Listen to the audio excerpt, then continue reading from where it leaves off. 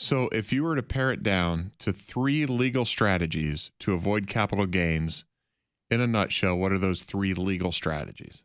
Well, I mean, like I said, a big one, it would be if you are a charitable giver. That's the one. You just talked Could about be, that one. yeah, it could be pooled income funds. That's good for some folks. Again, a lot of moving parts. Not a tremendous cost to set up necessarily. You just have to understand the pros and the cons. And then, of course, with respect to exit planning, I mean, there is also an intermediate installment sale trust, which is basically a way to defer the taxes. It doesn't eliminate it, right? But you're basically deferring the tax and getting an income stream for the rest of your life from those assets. But the nice thing But about you can ultimately pay those taxes with. Right. Well, so a business typically, you could take the assets and reinvest in real estate. You can reinvest in the stock market, mutual funds, or cash in the bank. It doesn't matter, right? It can go to whatever you want.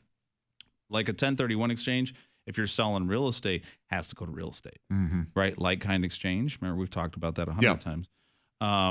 So this allows the client to go, you know what? I really don't want to, run a business anymore, and that's, it depends how the entity is set up. If it's an S corporation, you are kind of limited to only a few of them.